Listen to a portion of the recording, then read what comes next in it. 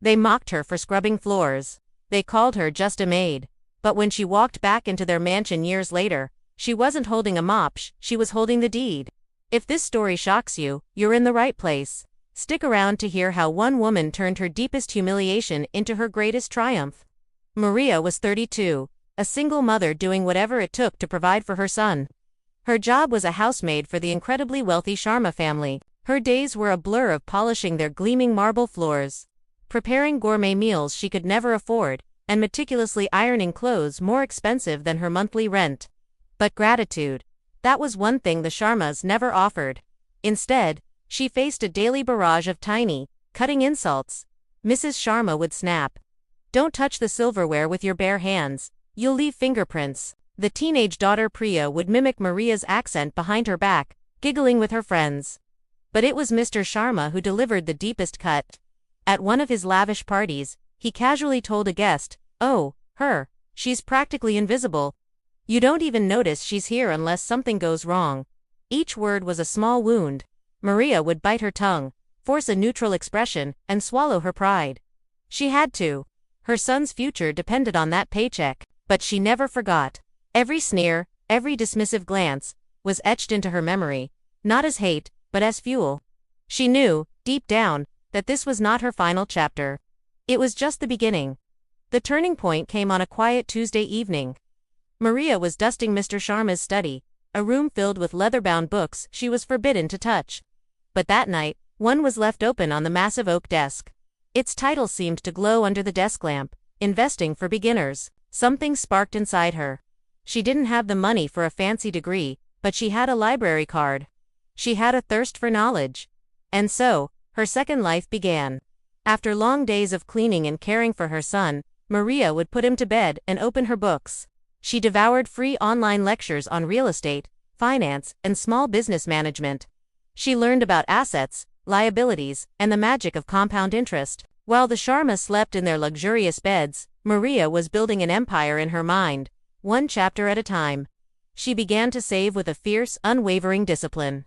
Every spare rupee was tucked away. No new clothes, no movies, no small treats. While her colleagues might buy a samosa on the way home, Maria saved that money. It was a sacrifice, a quiet promise she made to herself and her son. The insults at work didn't sting as much anymore, because she knew a secret they didn't. She wasn't just a maid. She was a student, an investor, a future powerhouse in the making. After 5 long, grueling years, Maria had saved enough. It wasn't a fortune, but it was a start. She bought a tiny, one-room apartment in a developing part of the city. It was her first asset. She quickly found a tenant, and the rent became a new stream of income. The feeling was intoxicating. She had created money not with her hands, but with her mind. That first success fanned the flames of her ambition. All the rental income, plus her continued savings, went into a fund for her next purchase. Soon, 1 apartment became 2, then 3. Her portfolio grew slowly but steadily, like a strong oak tree taking root. She started seeing opportunities everywhere. She partnered with a friend from her neighborhood, pooling their resources to invest in a small commercial shop. The risk paid off. Before long, Maria wasn't just cleaning houses anymore, she was buying them. She officially quit her job with the Sharmas, giving them a polite, 2-week notice. They barely looked up from their breakfast, simply telling her to leave the keys on the counter. They had no idea who they were dismissing. Maria walked out of that mansion for the last time, not with bitterness, but with a quiet, steely determination. The game had changed. A decade passed. Maria's small real estate ventures had blossomed into a full-fledged development company. She was known in the business world for her sharp instincts and her impeccable integrity. Meanwhile, fate had a different plan for the Sharma family. A series of disastrous investments, a penchant for living far beyond their means, and a collapsing family business had brought them to the brink of ruin.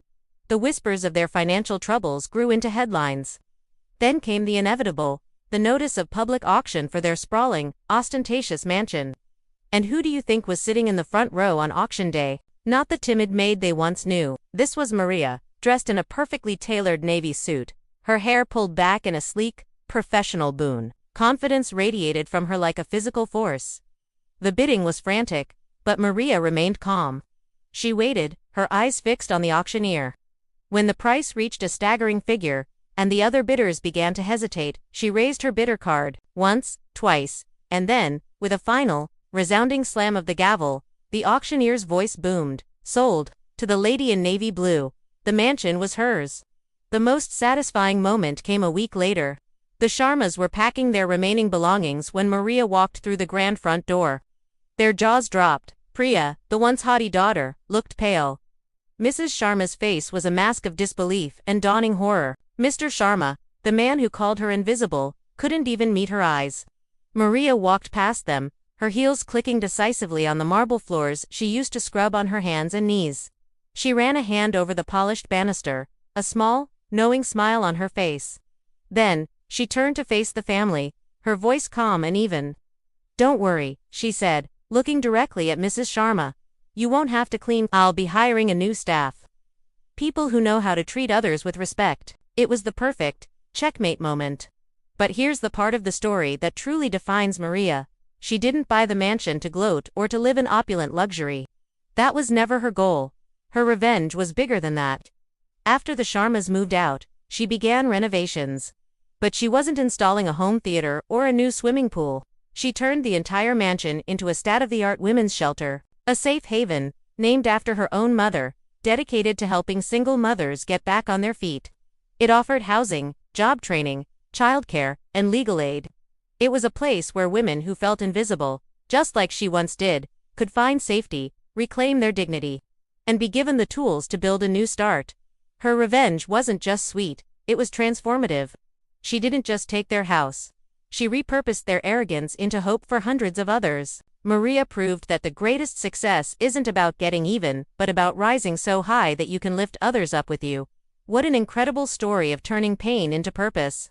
If Maria's journey from a humiliated maid to a celebrated philanthropist inspired you, do me a favor and hit that like button and subscribe to the channel for more unbelievable stories. And I have to ask, what would you have done in her place? Let me know your thoughts in the comments below. Thanks for watching, and I'll see you in the next video.